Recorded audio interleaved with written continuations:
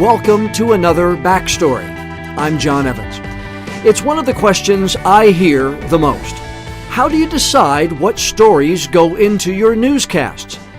It's not an easy question to answer, honestly, because newscasts on WECT and Fox Wilmington and other stations across the country run around the clock. Where news comes first. This is WECT News at 5. This is WECT News at 5:30. WECT News at 6. Fox Wilmington News at 10. WECT News at 11. WECT's Carolina in the Morning. Not all newscasts are created the same. They may all be lined up and timed the same way. The stories are not the same, though, and the way those stories are presented is not the same. That process is what we're looking at in this episode of Backstory. Basically, that's what I've got. And essentially, the commissioners are saying they need money, and so, if they don't do this, they would have to look at a tax increase. And so, in most TV newsrooms, two meetings help dictate the day. The morning meeting usually is around 9 a.m., and that's where a lot of news coverage is decided. The assignment manager will bring in the stories that we know are happening on a specific day. Maybe we'll get a news release about one or hear about one through Facebook or Twitter or one of the websites. These are events that happen at certain times, like the sea turtles are being released at the beach, the news conference that's scheduled when the governor plans to sign the state budget, the city council is meeting at its regular time, the school board, the county commissioners are meeting at their regular day and time. These stories are in the bank. Then there are the stories we don't know will happen. Breaking news. It takes a lot of form and fashion. It can be a fire. It can be a police call. It can be something that totally changes your plan during the day. And we can't count on that, though. All we can do is react when it happens. We have follow-up ideas. A fire breaks out late Tuesday night. So on Wednesday, you might do a report on the investigation that's going on to find the cause of the fire. There's a high-profile trial that is moving to closing arguments on one day, so you'll want to be there that day or maybe the next for when the verdict comes in. We have local tie-ins to state or national stories. One example we've had is the woman Kimberly Munley, who was hurt in the 2009 attack at the Fort Hood Army Base.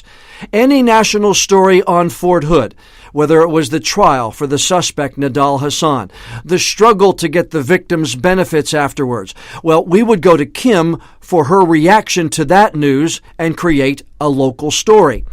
Reporters are usually mandated to bring in story ideas to the morning meeting, perhaps from their beat, like an education beat or a crime beat. Maybe it's from the county they live or work in if they're in a bureau or a mobile newsroom. They have to have ideas that they can take out of that meeting and turn into stories that night. The collective group, led by the news director, the assignment manager, the executive producer, they all decide which stories have the highest interest levels. I call it which ones will peak the care meter. Which stories will more people care about, basically.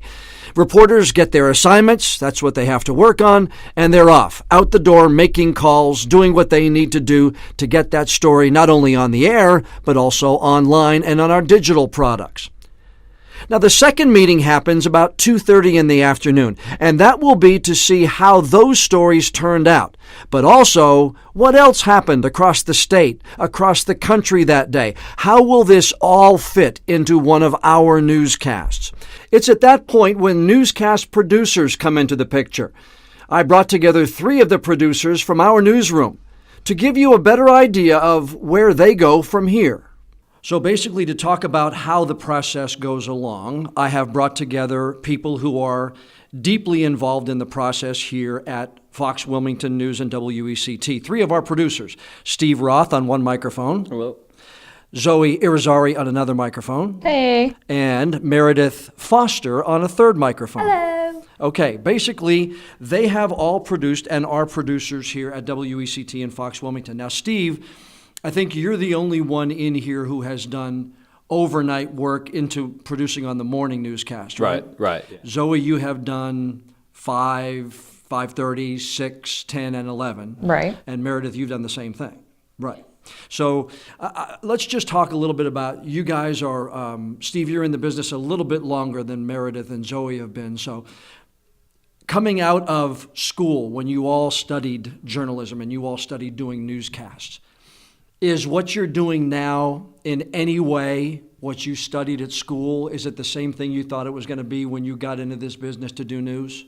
I would say yes for me. I studied broadcast journalism, so right up this field, and writing for TV broadcasts and things like that related to the news industry, and it is what I expected it to be.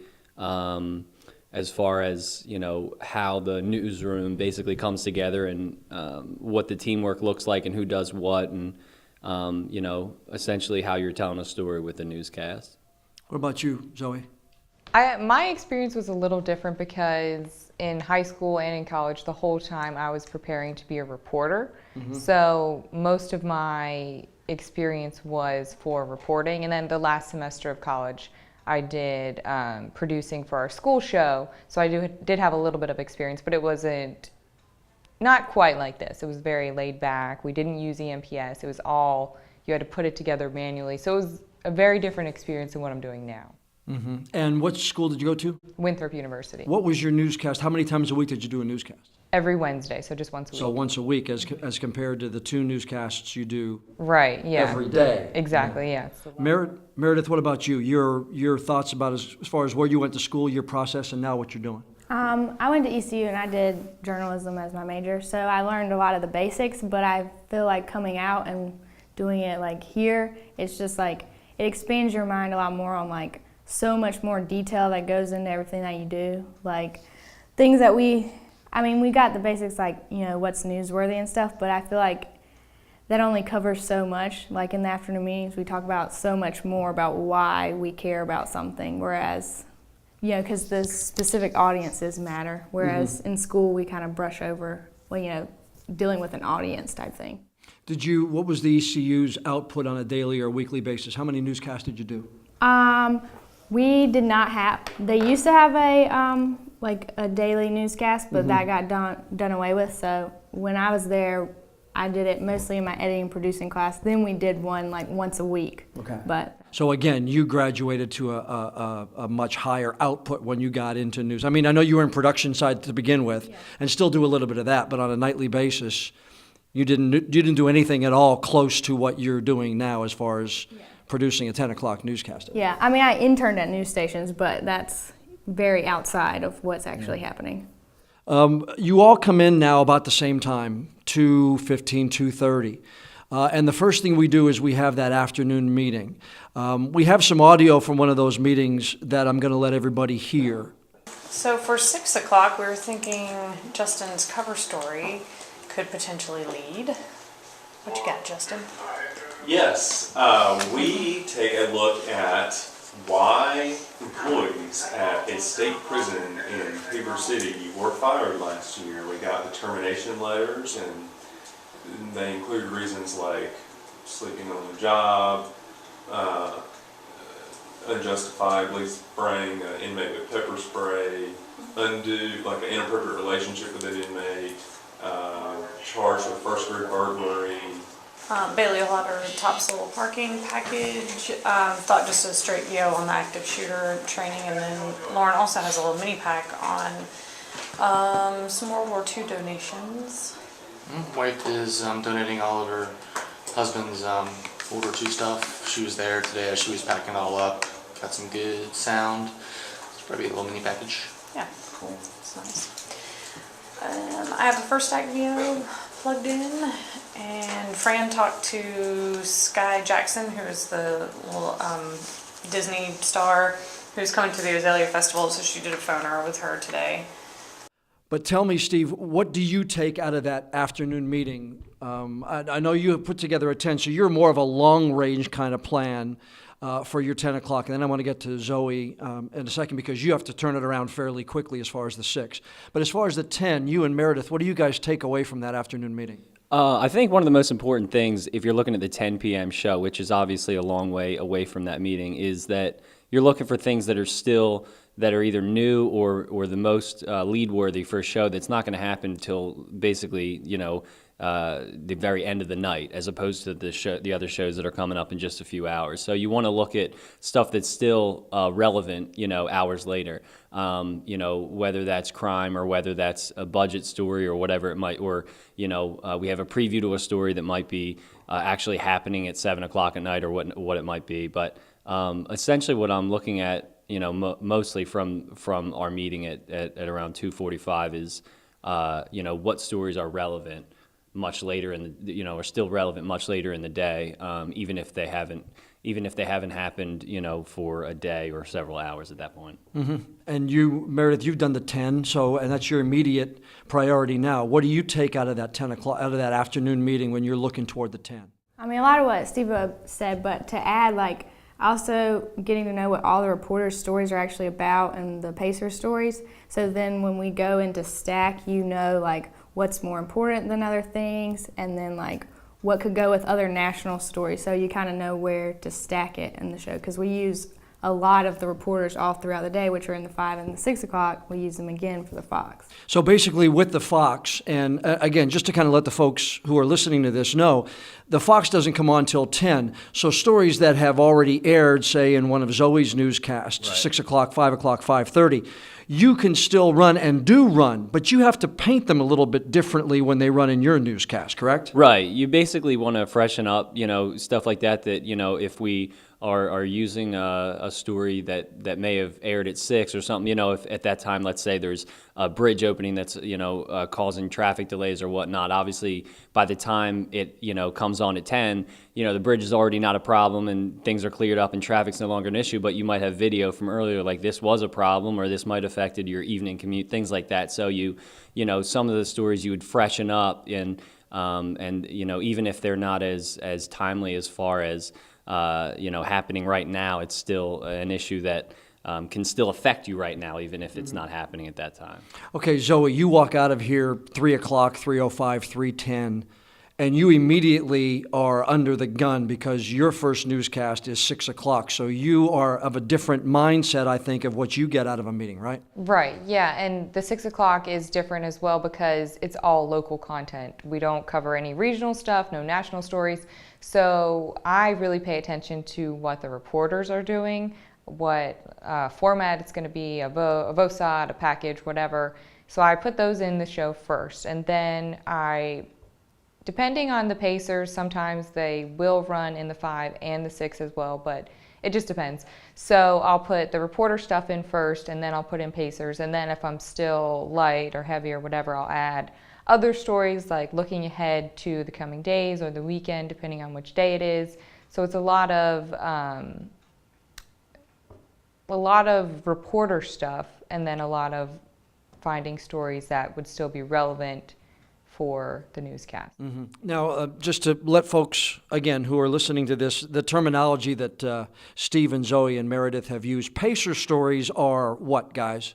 Give the folks at home an idea. They're essentially stories that, as far as we use them from the 2:45 meeting, if it's not fronted by a reporter, and it might just be, hey, there's an update to a shooting. It's a quicker story, and it doesn't, it might not require an entire, a reporter to cover it and be there for a lead into the story and to give you background. It's sort of like, okay, this happened, or there was a fire, we just got an update. It's like, it's this. So it's kind of a quicker story that can also transition between other stories in your newscast and sort of make a smoother transition between them. VO is voiceover, is when you hear someone like me or Ashley Kazakowski or Francis Weller. You hear our voice but see pictures on the air. That's a voiceover is what it stands for. VO bite or SOT is a voiceover, but then we pause for a soundbite from an interview done by one of the reporters. Now, when you're talking about the reporter fronting it, those are the stories that maybe they have spent more time on, they're working on. We're really giving those a little bit more punch as far as our newscast is concerned. How do you decide which one of those you'd rather them front if you're given more of an opportunity? I think that it is a story that more people in the audience can relate to. It'll affect more people. Or of course, if it's like big breaking news, like when we had the shooting at Walmart, everyone goes to Walmart, it's a big deal. So stuff like that is what I would say would be the thing that they should front. And then again, 10 o'clock, you're basically at the behest of whatever the reporter. Tonight, our Night Side reporter, Caitlin Stansel, is doing 3 or 4 different stories, and then you guys have to get with her basically on what you want for 10 o'clock. Is that how it works? Yeah. So she kind of she'll come back after she goes out and she'll tell us what she has, what sound bites she was able to get, or if she's got enough video to even package something. And then, yeah, we decide off of that, kind of what she should front. And there's also a communication because we have another producer, Caitlin Cuevas, who does the 5 and the 6. But as far as the 6 and the 11 with Zoe and the 10 and the 11, there's communication between you guys as far as what we're going to lead with. You have this story. How often do you guys actually sit down and talk about splitting material or what you're going to run versus what I'm going to run?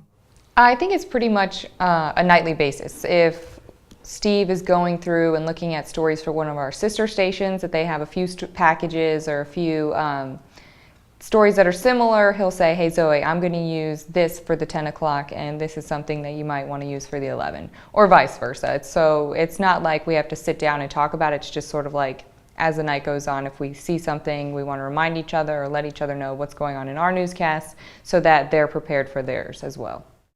And just to add to that, I know that during our 5 and 6 o'clock newscasts, for those shows, the producers, one of the first things that they do once they get out of that 2:45 meeting that we mentioned is, discuss or mention to the other person which Pacer stories that they're going to use and which ones they're not going to use. That way, if you have something that's, brand new and it's not a real big deal, you don't have to use it in both shows. It can be basically, a brand new story to this one show or whatever it might be. So the 5 and 6 o'clock producer end up essentially splitting up the new stories so that each newscast is, I'm trying to think of the word, each newscast is Different, standalone? Yeah, different. It's standalone, so that you're not just using the same update or whatever it might be to the next newscast. So I know that's one thing that we'll say, hey, I'm going to use this story if you want to use this, and then if we get a new email or a new new information, you can use that story, and that way you can sort of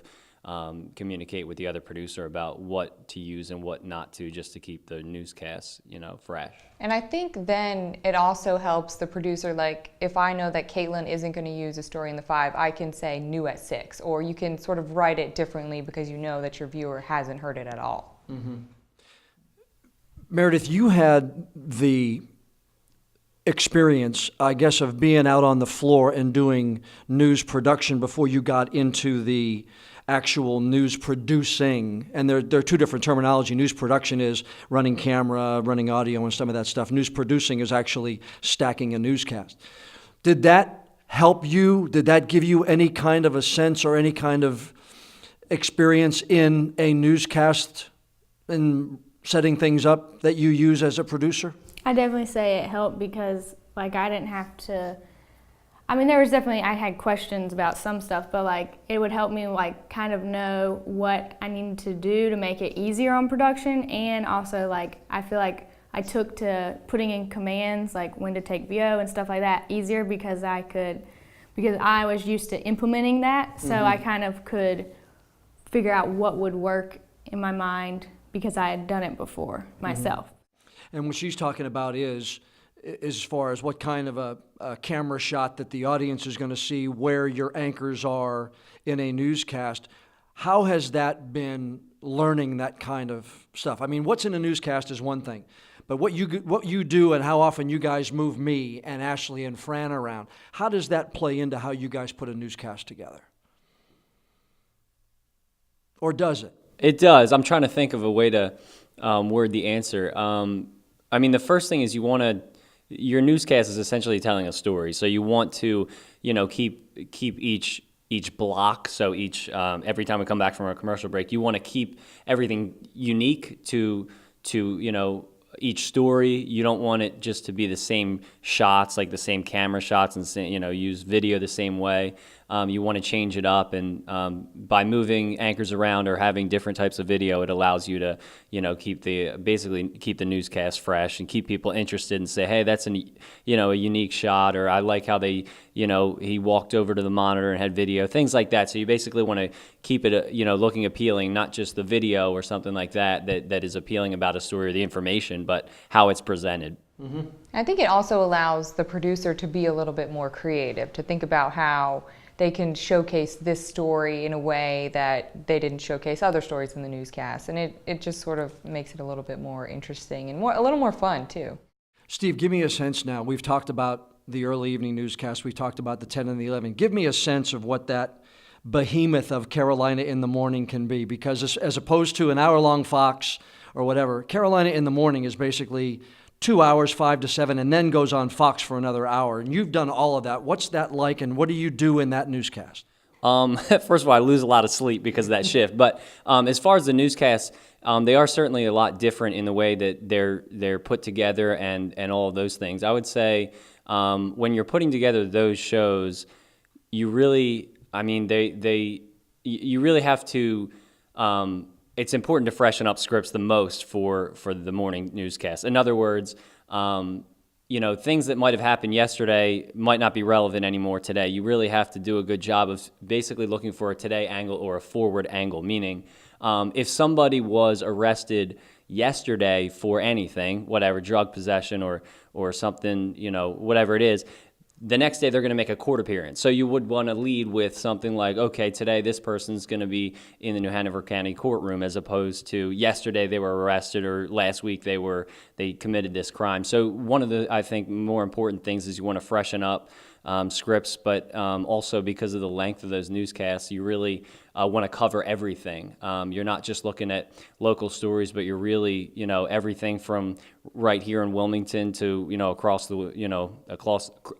globe. So there's a lot that goes into that, and sometimes overnight it can be tough to find fresh news because a lot of it is, okay, this happened yesterday. But again, freshening up scripts, I think, is one of the most important things for those morning shows specifically. So it's like a Fox or an 11 o'clock newscast almost on steroids, because you're looking all around the world, but you've got a little bit more time to fill.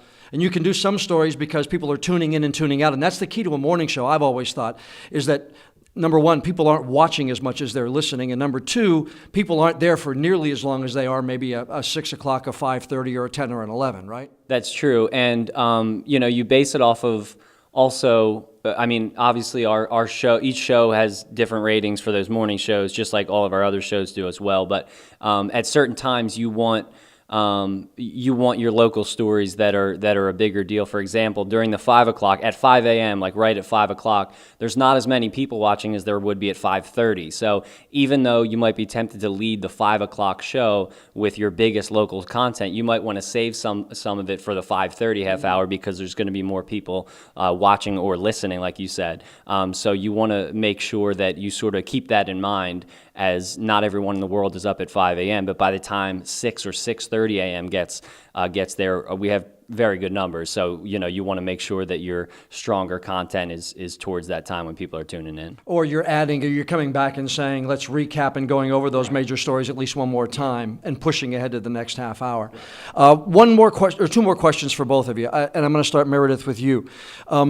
Your generation is now as involved in news on the web and news on a cell phone as it is news on television. So as you're producing a newscast and as you're actually generating a news product, how do you balance that web with somebody like yourself who may not tune in for a long time on the air, but you want them to see and hear about this story or go to the web? Or how do you balance that when you're putting stuff together? We have to try to catch people's attention, because a lot of people are not even watching. They're sitting there on their phone and looking at our news, hopefully, or something like that. So we have to do oh, listen up, or check out this video, and try to punch it so that it'll make them turn their head. But then we also tease to the website and tease to the mobile app and say, oh, you can do this, you can get involved this way, or this is how you can help, and we push to the web that way as well. So, Joey, what do you think? How do you, as a young 20-something in a generation of people who don't sit down and watch a lot of entire news broadcasts, how do you bring that digital age into what you put on the air every night at 6 o'clock and 11 o'clock? Because you really got to balance. You're preparing 35 minutes. You want people to watch 35 minutes, but a lot of people your age aren't. Right, and it's similar to what Meredith says. You want to make sure that you're starting with good video or good sound, something that's going to catch their attention, the way you write, to get a head turned. And then also sometimes there'll be stuff that we do online and we can say, hey, go to our website, or we saw this online, a big story trending today, and this is the full story. You may have only seen 30 seconds of it online, but right now we have a soundbite from one of the people involved, stuff like that. Or if we have competitions on our Facebook page, we'll push from the Facebook page to the newscast or vice versa. So I think it's a lot of, people do use their phones so much, so if you can have them interacting with their phone, with our website and with our Instagram and Facebook and Twitter accounts, I think that makes it better, because once they see a tweet about this story that's crazy, they're like, oh, well, we need to go and watch that on WECT News at 6. Right. So. Steve? Yeah, I agree. I think that both those answers were fully, that's everything I could think of. I think maybe to add one other thing would be that, people our age obviously are just, if you look at the numbers, are just not watching news on TV as much as they would be, like they said, on their phones and whatnot. So I think, as Zoe said, pushing them to the web, whether it's to see, there's a bill introduced in Raleigh. Well, if you want to check out the full bill yourself, if you want to look at that, it's on our app or it's on our website, right now. Other than that, good video is certainly the key. And just making sure that if you have a good sound bites, basically people love to see either shocking or really interesting video, and they like to hear sound bites from the people involved. Essentially, there's in the newscast tonight, there's there's going to be a soundbite from a suspect who's in court, and the judge tells him, you have the right to remain silent. You don't have to say anything, and then he says it anyway, and there's expletives, and it's interesting to hear. They're obviously blurred out, but it's interesting to hear the sound bites from the people involved, and see things like that happen. That maybe if you're just looking up a news story on your phone or whatnot, you might not get that. But if you see it on the news, then you get the full story, and then maybe you can check out additional details online, things like that. All right, last question. Zoe, I'm going to start with you. What's the one thing that people don't know about the process of putting a newscast together that you would want them to know? I know it's a nice, easy question to end on, but yeah, really. But people have to ask you the same question that I get out there. How do you put this? How do you decide what goes in a newscast? What's the one thing you want them to take away from our discussion here about how you put things in a newscast? And I think it's sort of what you just said. It is deciding what to put in a newscast, because it takes us, maybe an hour or whatever, depending on the show, to go through and look at CNN or NBC or Fox or whatever, or just local content and say, what are our viewers going to benefit from, or what should we present to them? So I think that is sometimes a struggle. Sometimes it's really easy if you have lots of good content. And I think that that's probably, for me, I think it's exciting and interesting to show people. You are in charge of the show, so you get to show everyone the news. Mm-hmm. Steve? That's a good question. I'm still thinking of an answer. I think one important part, and obviously there's a lot to putting together a newscast and things that people might not know. I think one important thing is that each story, you want it to be concise and to the point when you're putting together all of these stories. You could bore everybody with the details from a story and take a minute or two, but I guess one small thing putting together a newscast is that you want to keep these stories to a certain length. 20 to 25 seconds for just a regular VO, like you mentioned, is a good length. It's a quick read. There's like 4 sentences. Here's what happened. Here's who did it. Here's, why or whatnot. And, the end line, what's next, basically. See you later, yeah. So, I mean, you want to keep it quick. You want to keep it interesting. If you would read the same story in a press release version or maybe in the newspaper, sometimes they're longer and it might be tougher to concentrate or to focus. But if you see, the stories that are concise, and I know I'm getting off the point, but essentially you want to keep the stories short and sweet and move on and basically keep people interested. So I think an important part of the newscast that people don't realize is that, that's a big part of the newscast process when you're putting it together, is that you want to focus on the biggest information or what's new or what, exactly the details that people need to know, and not sort of bore them like I'm doing right now with too much information in my answer. No, but I think to your point, there's a lot of stories we can put in a newscast, and I think we have to decide what the number one benefit is, but also what the viewers tell us they want to see through research projects and through feedback on Facebook and Twitter and retweets and all that stuff. Yeah. And when we get a lot of phone calls on something, like we did last night with all the military planes in the area, we go out and try to find the answer to that question. So there's a lot of material and a lot of decisions that are made on every newscast every night. Yeah, and it's interesting. I mean, obviously people anywhere like local content more, and like you said, the paratroopers and flying about doing a training. And it's interesting because we're in a military area where there's a lot of people interested in military stories and things like that, as well as local. And sometimes the international stories or the national stories might not get it. In the mornings we obviously do all from all over the world, and I've noticed that there's little to no feedback on our website as well from the international stories that I might think are interesting or I thought would travel, so to speak, but they just don't seem to. So people love the local stories, and it doesn't necessarily need to be a crime story either. It can be just an interesting. It can be a fun thing, like, there was, dolphins at the beach or something like that, and it sort of, can look at it like that. I'm going to get to Meredith in one second, but I think to your point is that there's also a lot of other outlets that they can go to get that international story. The CNN, the Fox News, the NBC, the BBC, whatever it is. But there's only a couple of places that are going to be able to give them that dolphins at the beach story. Yeah. And if they want local, we've got to often trump local over those big ones. And sometimes somebody says, well, I don't care what happens, here, why didn't you tell me about the latest peace talks? Well, our folks tell us that they want local. The peace talks will mention it, but we're not going to give it 8 or 9 minutes like they are in the BBC, something of that nature. Okay, Meredith, you're last, and we're going to wrap this up. What do you think is the one thing you want people to know about your process of putting together a newscast? Maybe that question that people have asked you that you want to make sure that they hear. Well, one thing is we write and rewrite everything. So the whole newscast, we spend more time writing it than we do, picking stories. But we try to use that time that we do pick stories to the best that we can. We try to do that quick, but also efficiently. Quickly and efficiently. In today's changing world of news gathering, that's more important than ever before. Because we're feeding a lot of different beasts, not just the on-air one. Online, apps, Facebook, Twitter, blogs. Think of how many ways you get your news. We have to be there, and we have to get it right. Otherwise, you're going to go somewhere else. And we wouldn't want that to happen, would we? I'm John Evans. Thanks for joining me for this backstory.